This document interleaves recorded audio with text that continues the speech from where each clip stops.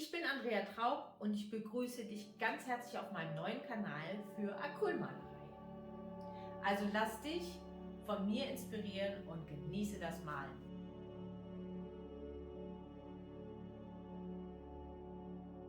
Hallo, heute möchte ich euch gerne nochmal eine Variante meiner Folientechnik zeigen. Und zwar nehmen wir ja dann die eingepackte Leinwand, so wie sie ist. Wenn die Leinwand gekauft wird, ist sie ja meistens in Folie eingepackt und malen im ersten Schritt auf die Folie. Die wird dann später weggenommen und dann malen wir auf der Leinwand ganz normal weiter. Aber das, was auf der Folie ist, ist ein toller Effekt für ein Bild. Und ich finde das ganz spannend, weil das mal was ganz anderes ist und ein anderer Weg, ein Bild zu malen. Das, was ihr hier seht, das ist meine Lampe oben. Die spiegelt sich natürlich in der Folie wieder. Also nicht wundern, das ist kein weißer Streifen oder sowas. Das ist einfach die Lampe, die ich hier zur Beleuchtung brauche, damit ihr überhaupt was seht. Ja, also ich fange mal an. Ich habe mir eine Farbpalette zusammengestellt. Und zwar ist das ein Sandton, ein Zungenbrecher Blau, sage ich immer dazu. Das heißt nämlich Phthalo-Blau. Das ist ein kräftiges Mittelblau. Dann gibt es ein knackiges Grün, ein Türkis, ein helles Olivgrün, ein Salbeiton, grau-grün nennt er sich. Ich verlinke die Farben auch alle in der Videobeschreibung, dann könnt ihr die nochmal nachsehen. Ein Mintton, ein Rostrot und ein Schokobraun. Dann habe ich ein bisschen Werkzeug. Ich weiß nicht, ob ich alles brauche. Ich habe einen Haushaltsschwamm, kleinen Spachtel, eine Karte, diese kleine Kunststoffkarte, da mache ich immer ganz viel mit.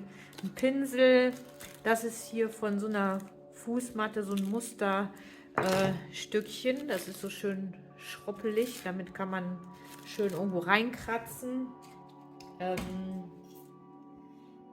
Das ist ein Holzspieß.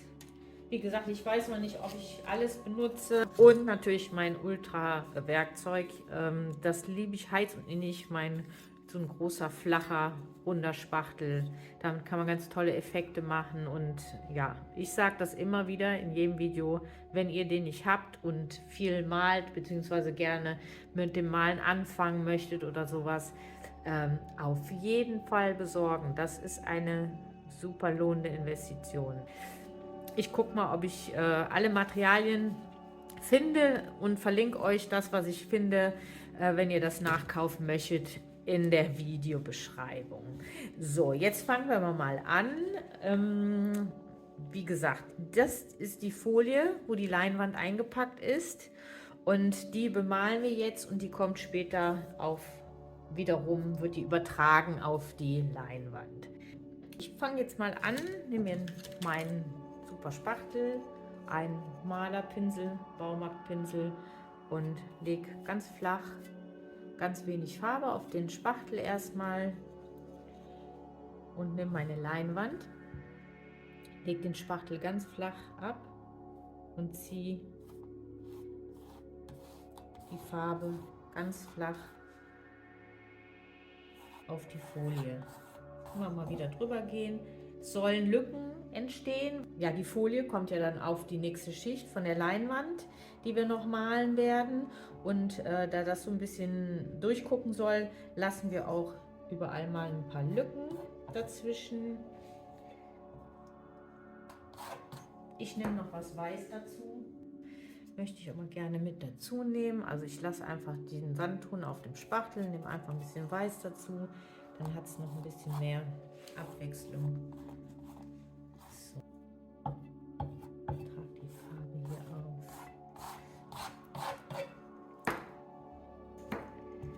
Und tupf mal, es gibt noch mal einen anderen Effekt.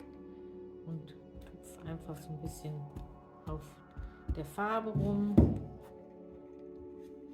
Dann nehme ich hier das habe ich das habe ich mal irgendwann im Baumarkt gekauft. Irgendwie, ich nehme mal hier das ist ein bisschen gefälliger in der Hand. Und dann gehe ich hin und kratze einfach mal hier sowas frei, nicht zu viel, einfach als kleinen Effekt. Ihr werdet später sehen, was das ausmacht. Ganz spontan aus dem Bauch raus. Gucken, einfach mal so ein Muster kratzen. Da ist eurer Fantasie keine Grenzen gesetzt. Hier kratze ich noch mal ein bisschen was.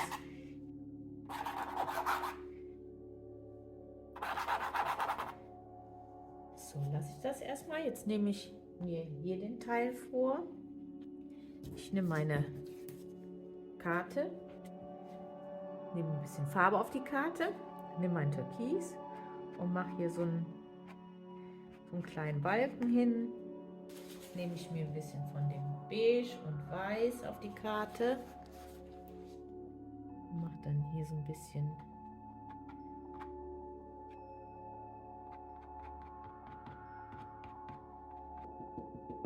und gehe jetzt hin und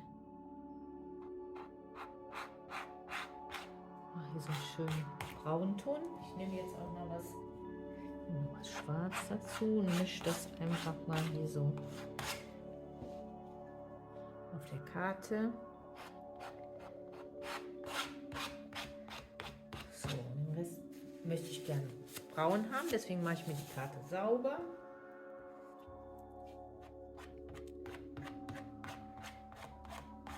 Hier, das finde ich ganz spannend. Schaut mal, sieht ganz cool aus. Ich nehme noch ein bisschen Rostrot, das hat immer einen schönen Effekt hier. Ziehe das einfach so ein bisschen hier rein.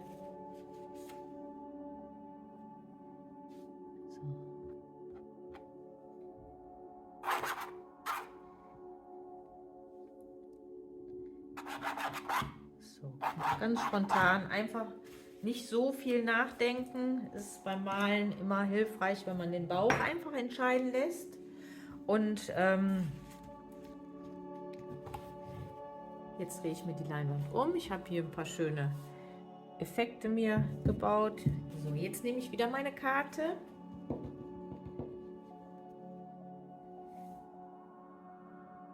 Und gehe einfach mal hier so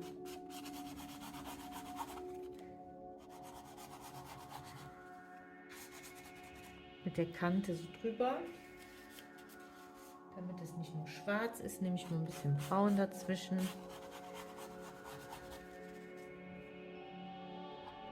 Ziehe ich mir das ein bisschen glatt.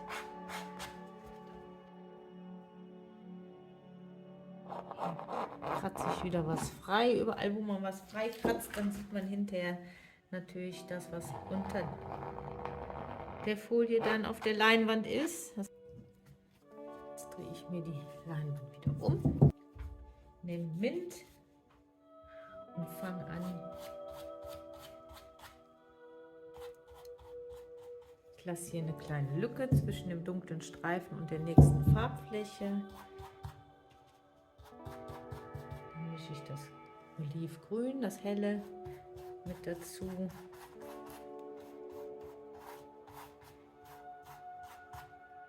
Das knackige Grün auch.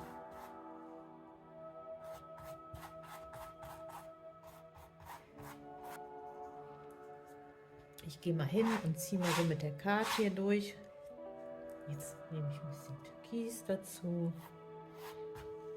Ein bisschen Weiß. Sieht auch immer schön aus.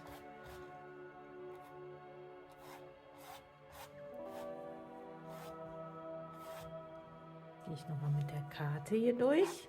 Mache die Pinselstreifen wieder weg und gucke mal, ob ich hier so schöne Übergänge schaffe, indem ich die Farbe ein bisschen ineinander reibe.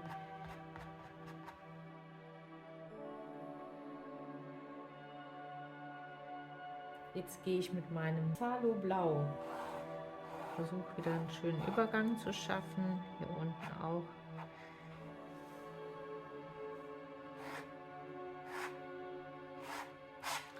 Dann nehme ich noch einen Farbton dazu. Und zwar gibt es ein Phthalo Türkis. Ich verlinke euch alle Farben in der Videobeschreibung. Da verpasst ihr auf jeden Fall nichts. Und dann mache ich hier mit Schwarz und Braun zusammen so einen schönen dunklen Bereich hier nochmal. Schaut mal so. Ich nehme nochmal meinen Spachtel, setze den nochmal flach an, um einen schönen Effekt zu kriegen. Hier möchte ich auch gerne das, was ich hier gekratzt habe, das möchte ich gerne hier auch machen. Ganz spontan einfach was machen. Und dann, so, hier ist jetzt alles getrocknet. 2 von den Werkzeugen, die wir uns rausgelegt hatten, oder vom Zubehör, haben wir gar nicht gebraucht. Und wir nehmen jetzt die Folie von der Leinwand runter, weil die Farbschicht soll ja auf die Leinwand dann übertragen werden. Dafür drehe ich mir die Leinwand um und schneide mir hier erstmal das Viereck raus.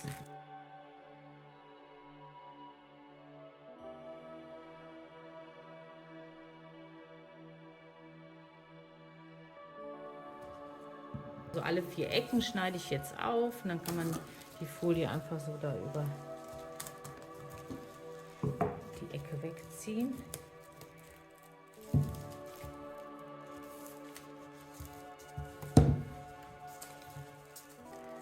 So, ganz vorsichtig, ne? Darf nicht kaputt gehen. Dann stelle ich die Leinwand erstmal zur Seite.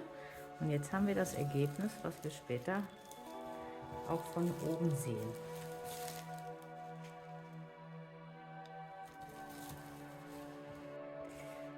So, wir können jetzt die überflüssige Folie an den Rändern abschneiden mit einer Schere. Auch schön vorsichtig.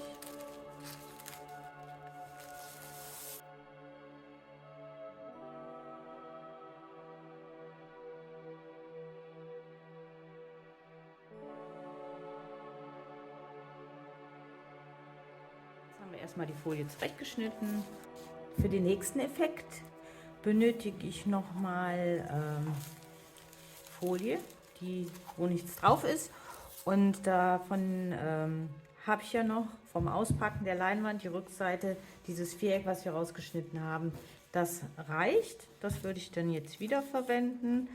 Und dafür benutze ich einen Goldton, Goldmetallic. Nehme einen kleinen Spachtel. Jetzt nehme ich die Folie, goldene Farbe, bestücke den Spachtel mit der goldenen Farbe und ziehe einfach auf der Folie. Jetzt habe ich schon meine Leinwand beschmiert, ist aber nicht schlimm, da kommt gleich dunkel drunter. Und verteile mir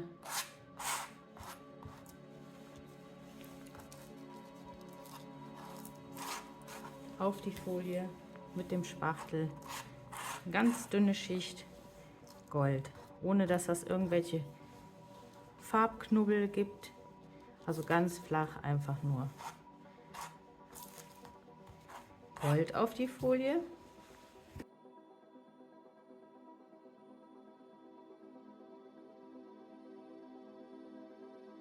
Dann braucht man nämlich für unseren nächsten Effekt die Goldfolie.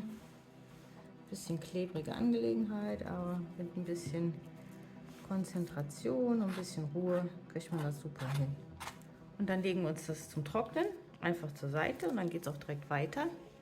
Ich habe hier noch ein kleines Stück, das mache ich auch noch Gold. Dann haben wir gleich genug. Ihr werdet sehen, das gibt hinterher einen schönen Effekt. So, das lege ich auch zur Seite.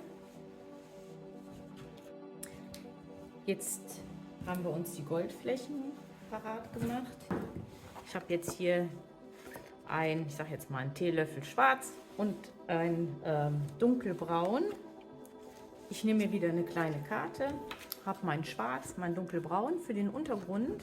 Der soll ja dunkel werden. Und dann spachtel ich einfach eine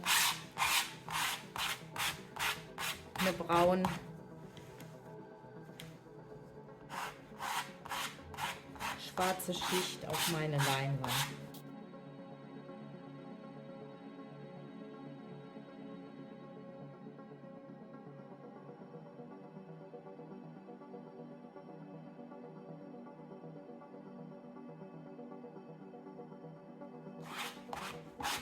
So, jetzt habe ich die komplette Leinwand einmal braun-schwarz gespachtelt.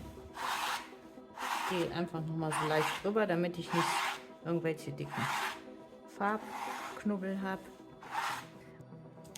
So, der dunkle Untergrund ist jetzt gespachtelt. Jetzt habe ich hier meine so halb getrockneten, also die müssen so trocken sein, die Goldfolien, dass man die anfassen kann.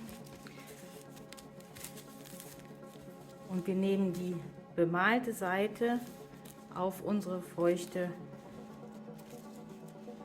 braune Leinwand. Und ich lege die jetzt einfach hier so drauf. Ich möchte gerne, dass das Gold später so ein bisschen durchschimmert.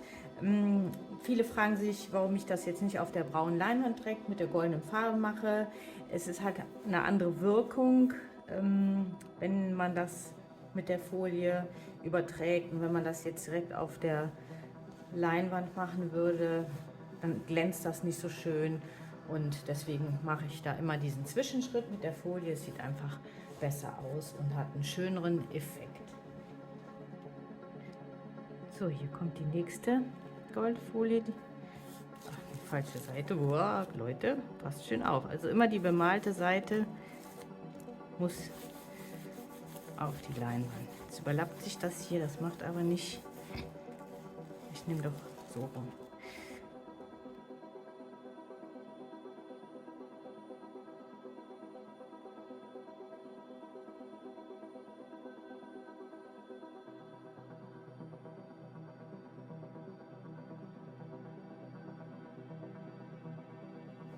So, dann habe ich mir jetzt meine Goldfolien so ein bisschen platziert.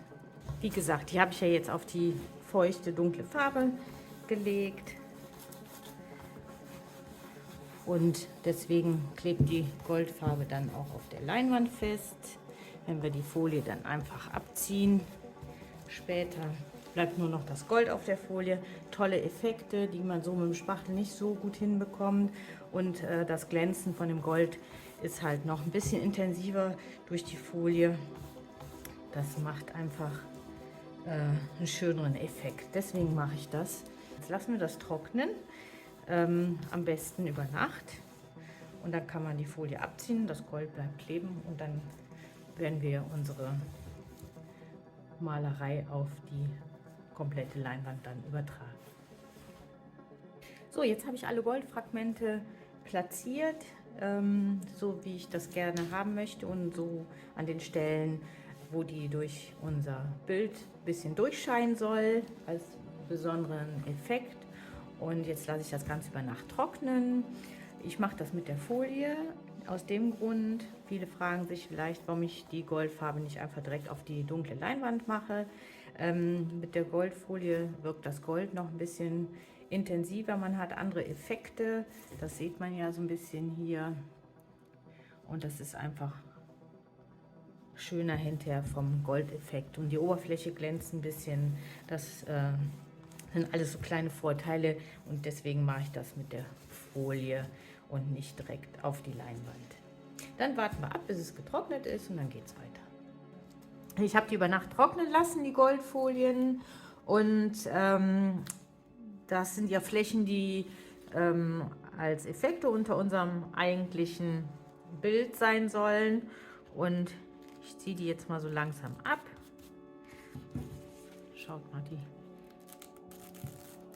kleben jetzt auf der Leinwand fest und ich kann das einfach so wegziehen. Den Rest kann man ein bisschen dran drücken und so ziehe ich jetzt die Folien alle hier runter.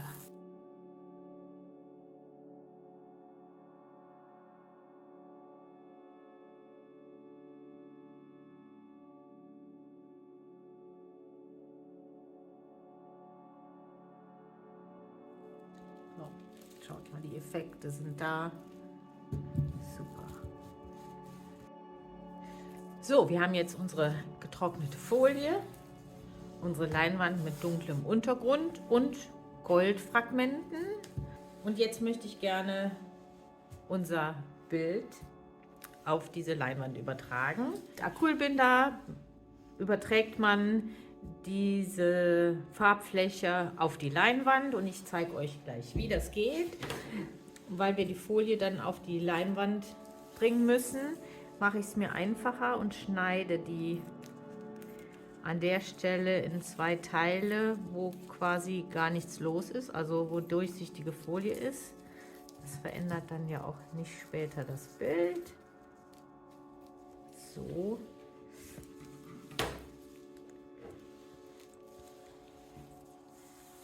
So. Gucken, dass ich alles richtig mache, nichts verwechsel. Genau, jetzt nehme ich meinen Acrylbinder, einen dicken Malerpinsel und streiche einfach, der wird ja durchsichtig später, also nicht erschrecken, und streiche die Leinwand ganz großzügig damit ein. An jeder Stelle sollte Binder sein, also diese Flüssigkeit, die so ein bisschen ist wie, ja, die ist im Grunde genommen von der Konsistenz her wie Acrylfarbe, nur ohne Pigmente, also ohne Farbe quasi.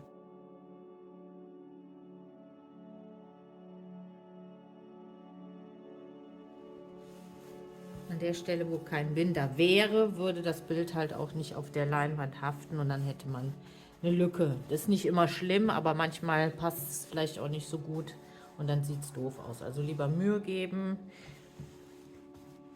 das lohnt sich dann.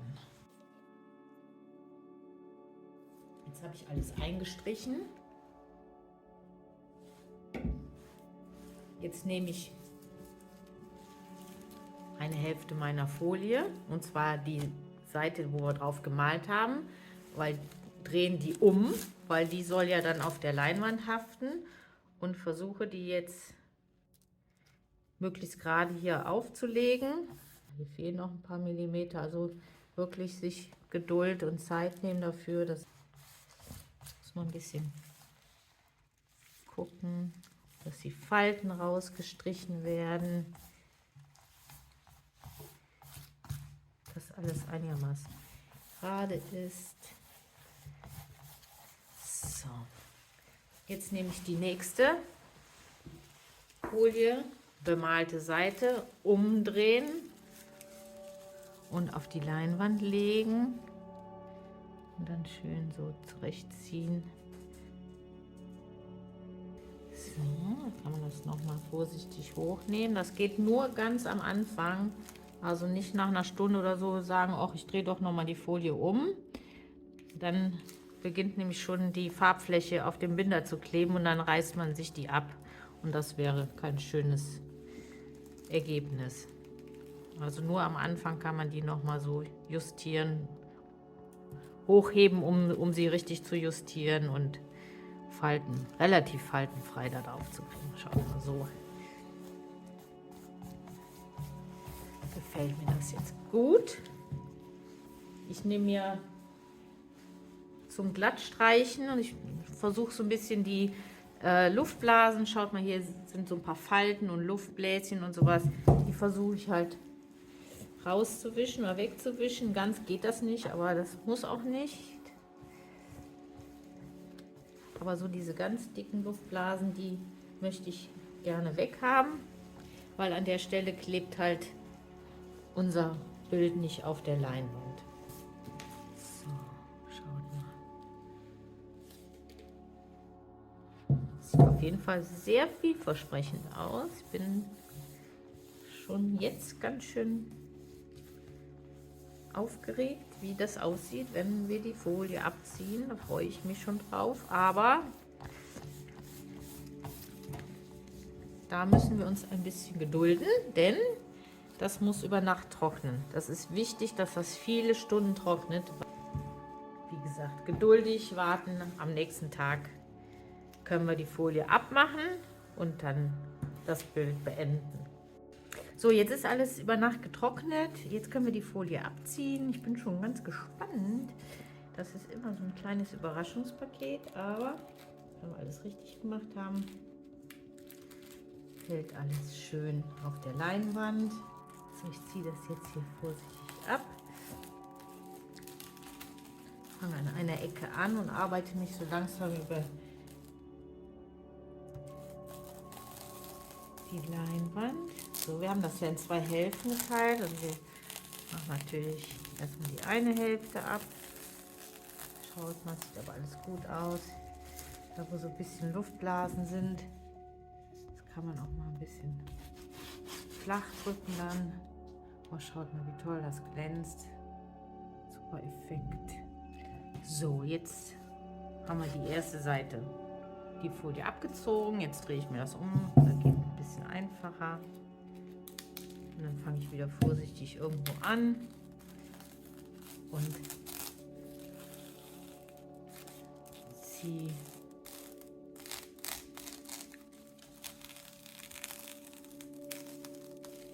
die Folie ab. Ah, super. Das hat richtig gut funktioniert. Ich bin super zufrieden. Hier ist so ein kleines Luftbläschen. Das kann man auch schon mal so einfach so platt drücken. Ansonsten sieht das cool aus. Guck mal, da kommt das Gold so durch. Richtig schön finde ich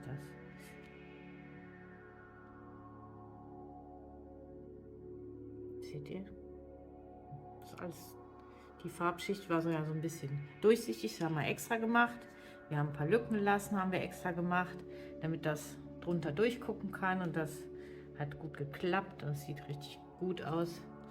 Und jetzt machen wir noch den Rand schön und dann sind wir schon fast fertig. Ich nehme mir einen Haushaltsschwamm, ich nehme mir schwarz und braun, mische das wieder. So war ja auch der dunkle Untergrund von der Leinwand, damit das schön passt, alles harmonisch ist. Jetzt machen wir uns den Rand noch schön. Dafür tauche ich mit dem Schwamm einmal ins Schwarz, einmal in das Braun, mische das so ein bisschen auf dem Schwamm und streiche einfach den Rand mit der Farbe ein. Das muss man wahrscheinlich 2-3 Mal machen, weil das nicht so gut deckt, wie ihr das seht.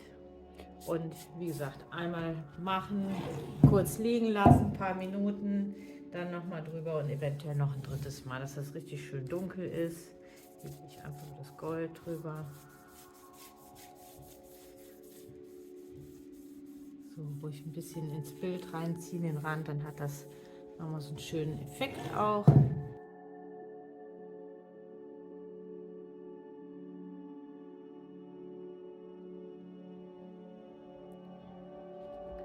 Was hier für tolle Effekte geworden sind.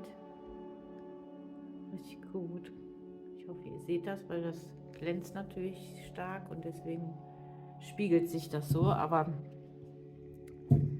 auf jeden Fall ist das ein richtig gutes Bild geworden. Wie rum ich es hänge, das weiß ich noch gar nicht so ganz genau. So sieht es auch gut aus. Ich glaube, so war es geplant und so hänge ich es auch auf. Ich hoffe, dass ihr Spaß hattet am Video, dass ich alles gut erklärt habe, dass ihr viel gelernt habt und auf jeden Fall, dass ihr inspiriert seid, auch das Bild mal auszuprobieren oder eine Variante davon, einfach mal selber was zu versuchen. Und ja, und danke möchte ich auch sagen für euren super Support, eure super tollen, schönen Kommentare immer. Es freut mich total und ja, wir werden uns auf jeden Fall ganz bald wiedersehen in meinem nächsten Video und freue ich mich schon heute drauf. Und jetzt erstmal viel Spaß beim Nachmalen, Ausprobieren und bis bald.